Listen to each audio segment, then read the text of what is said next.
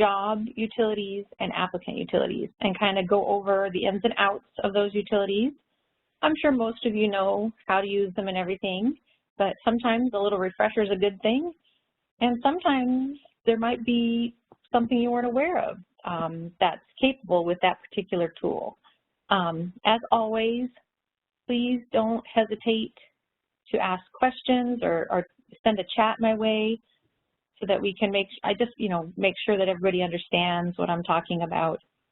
It's always hard in these webinars because I can't see you guys, and I am a very visual learner. I like to, I feed off my audience, and when my audience is my computer monitor, it's odd. So that's why I have no problem, if you guys need to unmute yourself and say, hey, wait, that doesn't make sense. Don't hesitate. I will not be offended. So let's get rolling. So job utilities and applicant utilities. Let me get my mouse to work. Okay. So job utilities are found under the applicant management window or menu. These are tools specifically designed for managing your jobs. So you can manage the statuses of jobs and job requests and recommendations. You can add people to a job, remove people from a job, and this is where you can go to officially close postings. Couple side notes, only users with the role of HR admin or the role of HR district admin for my co-op users and the system manager have access to this menu. So we don't give our hiring managers the ability to go in and change stuff on jobs. We don't want them changing statuses or adding people. That is really an HR-only function.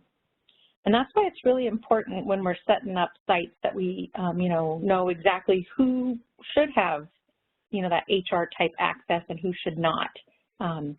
It's not bad to limit people, just as a good practice for districts, we don't want to get ourselves into any trouble. And so sometimes the less access we give people is okay. So you really need to decide who needs full access to the system and who doesn't, because just don't want people getting in trouble. Okay. So if you hover over the applicant management tab and select job utilities, you're going to see a screen that looks just like this. And you'll know that it always defaults to the first tab, which is where you go to assign people to a job. And it's exactly what it sounds like, assigning someone to a job. Typically, an applicant would apply to your open positions by logging into their online application. But sometimes HR needs to adjust things, so to speak. An example might be, maybe we've got a paraeducator position at one building, or maybe we have two open paraeducator positions, and they're very similar, but they're a little different, so they're not a pooled job necessarily. And you go through the interview process, and you have two really great candidates. You pick one, and then you've got the other candidate, and you're like, they would be great for this other position. However, they didn't actually apply for the position. This is where you could use this tool to also add them and connect them to that other position so that you could create a job recommendation and actually hire that second person into the position.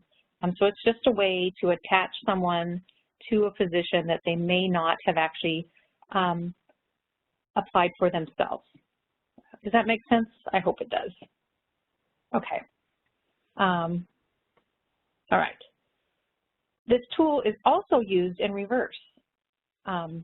We give applicants the ability to remove themselves from a job up until the closing date. So if they go into their checklist and they click on My Jobs and see the jobs they've applied for, if the job is still technically open, there'll be a trash can off to the right of the job. And if they've changed their mind and they don't want to be considered anymore, they have the ability to click that trash can icon and it removes them from the job. I get calls a lot like, I know this person applied and they're not there anymore. That's possibly why.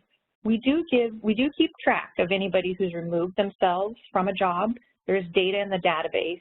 So if you ever have a question about that, we can show you, or we can pull that information and let you know how you could check to see if someone's removed themselves from a particular job. So hopefully that makes sense. So let's look at what it looks like when you use this tool. So you're on your little screen here. You'll start by picking the interest type that matches to the job that you're wanting to add or remove someone from. And then the next step would be, of course, to select the job. And when you do that, under this applicants assigned box, it's going to list everybody that's applied to that particular position. So I'm on my release site, so there's not very many names because it's a little easier for me to test scenarios when I have only 3 or 4 applicants versus 80, but some of you guys end up on some of your postings. Once I've got my assigned applicants showing up below, then I can simply go and add who I need to add.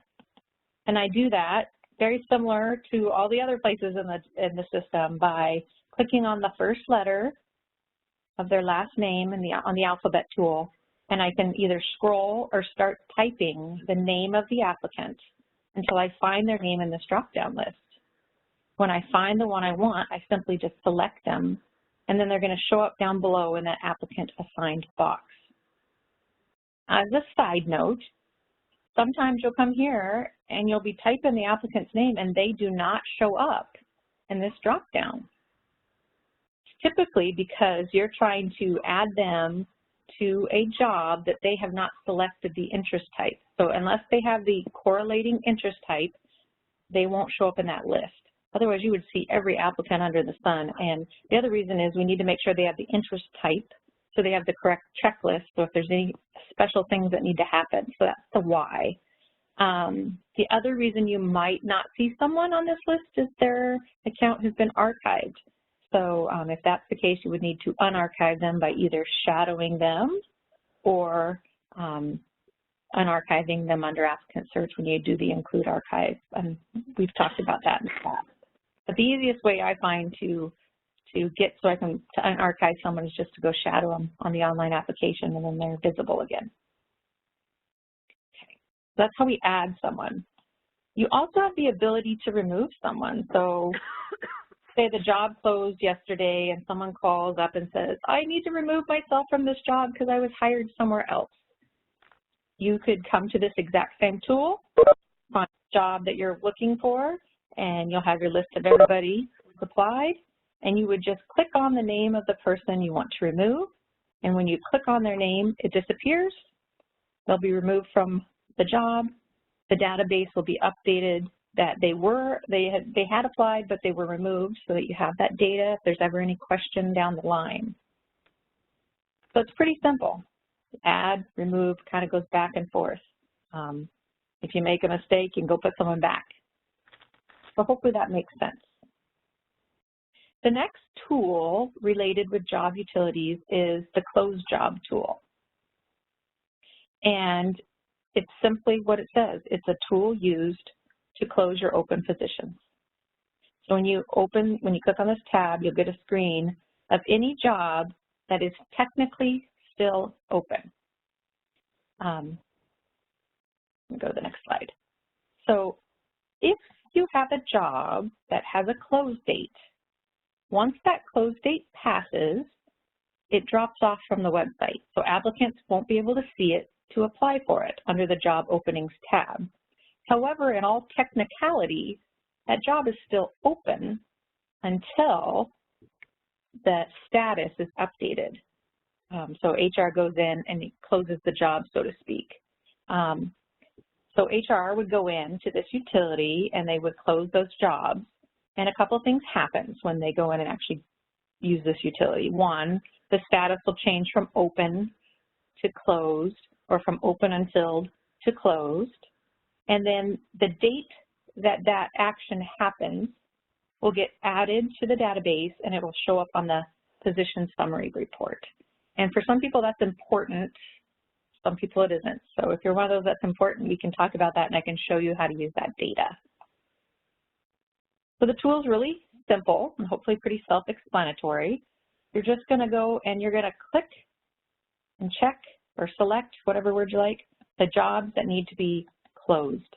This is a great way to close those open until filled jobs because they don't drop off from your website until you actually close them. So you're going to pick the jobs that you need to close, and you'll press the Close Job button. The system will work its magic. It'll update statuses and do what it needs to do for that particular job.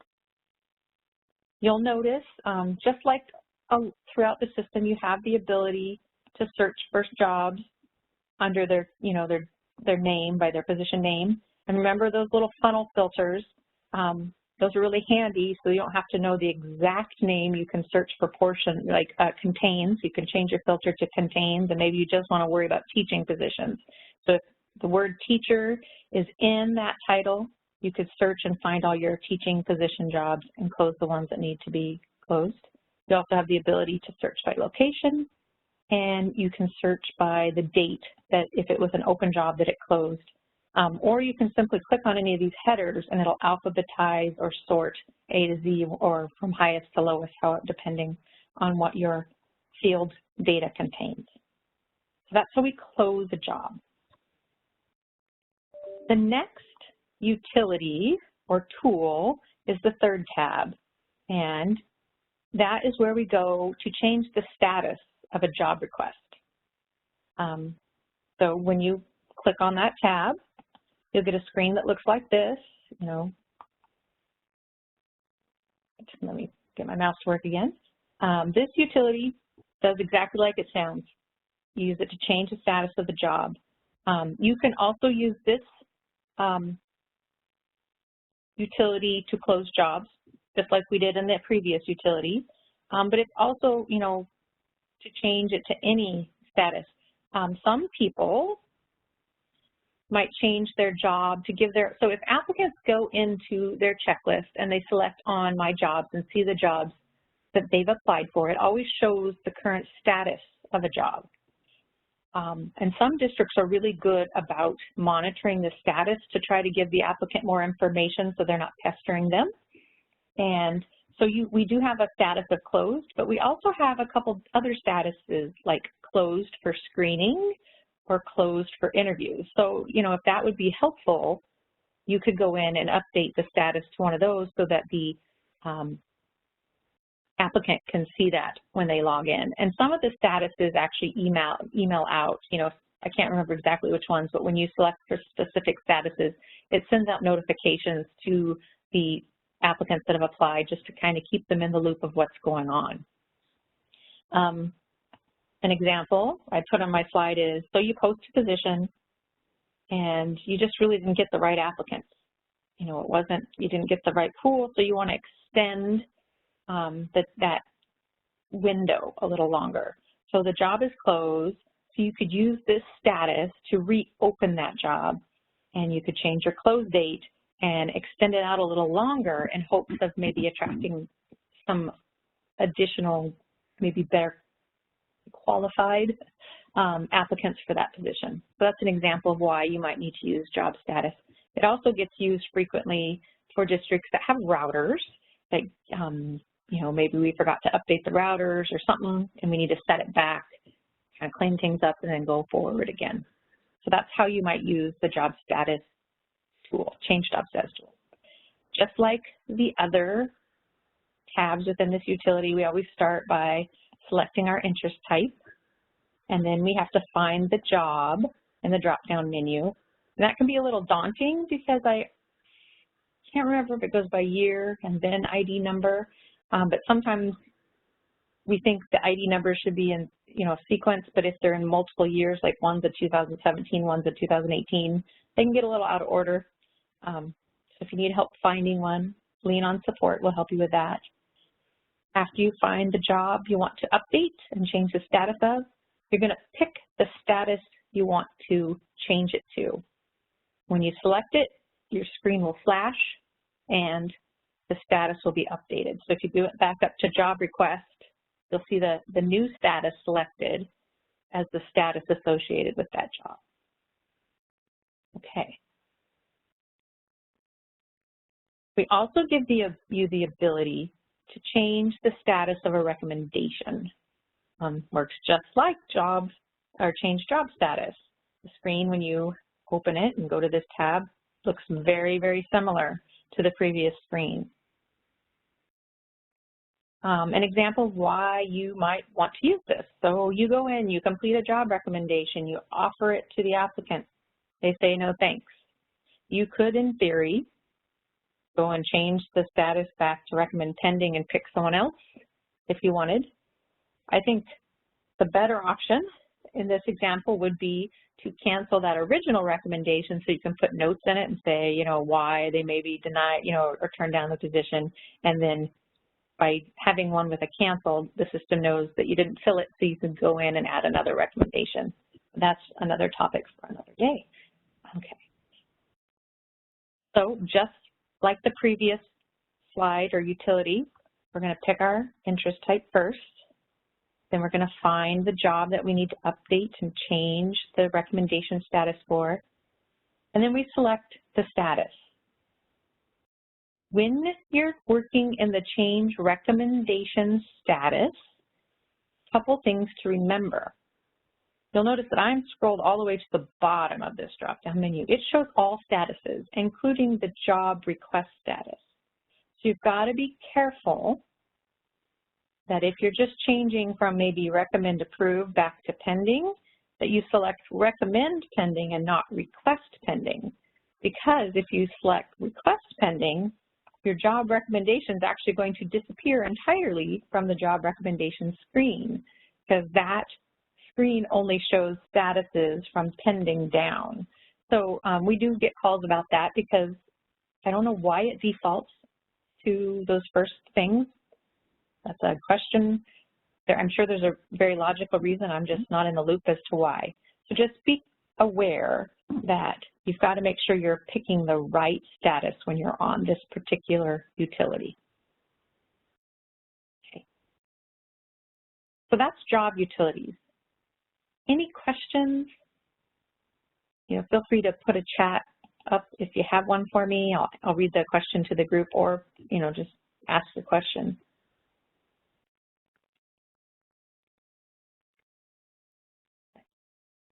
The next tool or utility is called Applicant Utilities. This is also found, you know, under that Management tab. And these are utilities specific to applicants. You know, before they were specific to the job, these are ones that are more specific to applicants. This is where you go to archive your applicants. This is also where you can go to search through your archived applicants. Sorry, a little tongue twister there. And if you are a district that is using SHIG, we have a utility here to import the data and connect it to your applicants through here. Just like job utilities, only users with that role of HR admin, district HR admin for co-op users, or the system manager can see this tab. Because they don't need to see what they don't need to see. So let's look at this utility. When you select it, this is the screen you're going to see, and just like everywhere else, it defaults to that first tab, which is the archive tool. And we're going to kind of go over the archive tool. So when applicants are archived, it basically is just flagging their record, and I like to say it's kind of like we just take that record and we put it in the back of the file cabinet. It's still there, it's just not out in the front where we're going to see it all the time. So when that applicant is archived, you're not going to see them anymore under applicant search or applicant reports unless you specifically choose to by selecting the include archive checkbox when you're doing your search. So it's always a good practice if you're going to go review old closed jobs to include that checkbox in your search so that you truly see all the applicants that applied for that job, because over time we tend to archive people. And it's really up to the district to decide the range from which you're going to archive people. Some people are really on top of it, and it's yearly. You know, once a year they set up an archive and clean things up. Others might be 2 years. It's whatever works for the district. And we'll talk a little bit more about that on the next couple slides. So how do we get applicants back? The system is set up so that if an applicant logs back into their account, it immediately removes that flag and they're no longer archived. It is also true if we shadow someone's account and then they show up again and the archive flag is taken away. When you're doing a mass archive and you choose for them to update their disclosure, the system will actually remove the role of applicant and swap it out with the role of guest. And that forces that user, when they log in, to go through their profile again and update all that important information, contact information, names, anything like that, and specifically the disclosure. And that way you're, because if they've been gone for 5, 6 years, things may have happened and we want them to disclose that information. So that's kind of why you might choose to delete the disclosure. Okay, I just wanted to talk about that briefly. So when I'm on this utility, I think of it as a 3-step process. And so the first step is to decide your archive date range. So if you pick a date like September 1st, 2016, the system's going to look at all of your applicants in your system and look at their last date visited that's recorded in one of the tables, and it's going to take all the applicants prior to that date, and those are the applicants that are going to get archived. Your second step is to decide your options for deleting any records. So you have to decide, are you going to delete anything from your system? Reasons people choose to delete records is, 1, you want the applicant to provide the most current information if they choose to return.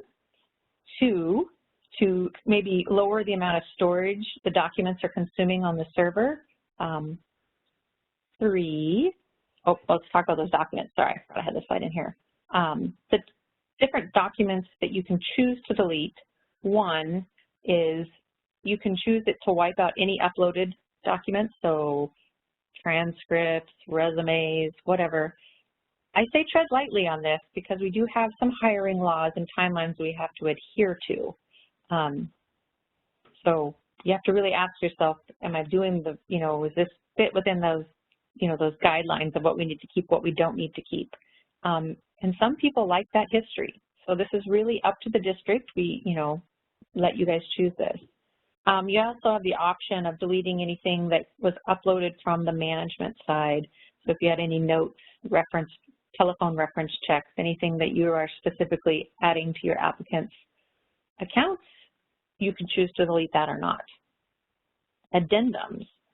You might want to wipe clean their addendums. So if you have some like interest-specific addendums or job-specific addendums, if they were to come back and apply for another job, they would have to redo that addendum. Can choose to delete references or not, and the disclosure. Typically, of all the things, I only see most of our districts choosing the last option, basically so that we know we can get the most up-to-date information when it comes to that disclosure process. Specifically for my Washington clients, some of my out-of-state clients, it's a little different. So 1, we select our date range. 2, we decide, are we going to delete anything? And then 3, we press the button. And when you press that button, it may take a while, depending on the size of your applicant pool and the number of people that are going to be archived, and if you chose to delete things or not. So I always say be patient when you do this process, especially if you haven't done it before and you have a large applicant pool. And it's going to think, and it's going to go through one by one and run whatever process it needs to based on what you've selected. After it's done, oops, I forgot to add something to my slide. After it's done, you're going to actually get a little report sent to you, and it's going to have an Excel file of everybody that was archived. So you can save that as a list if you needed to, put it somewhere like in a share folder that your department has access to, but it lets you know who was archived, so you have that record if you need it. Okay. The second utility underneath the applicant utilities is we give you the ability to search your archived applicants. From time to time, you might need to go back and look at something from, someone's information. So we select that tab, and you're all very familiar with, the Alpha tool. So you would start selecting by last name anybody you want to look at their summary document for. And you can put as many people as you need. If you have a group of people you're going to look at, you can go in and select multiples. And then when you're ready, you press that summary button, and it's going to pull up the applicant summary report of everybody that you selected. Just as a side note, we don't recommend that you select more than 20 names at a time because it just slows down the processing of that report. So that's just a little helpful information. And then you get your report. Hopefully you get the information you need. And that's why we give you that search archive. Also, like I said before, go shadow them, it'll unarchive them, and you can see them in their full glory under applicant search. And the last tool, I'm not even going to go over because I don't think I have anybody on the line, or if I do, it's only one, for the SHIG import. I can't even keep track of which districts do the SHIG, but it's just a tool for if you are one of those people where you can go in, process, and it'll give you any SHIG test results and attach them, I believe, under the traits area of your applicants. So that's our two areas under applicant management, job utilities and applicant utilities. I hope I did a good job explaining how to use them. Does anybody have any questions? I can go back, I can go over stuff. And if you don't have questions, thank you for joining us today.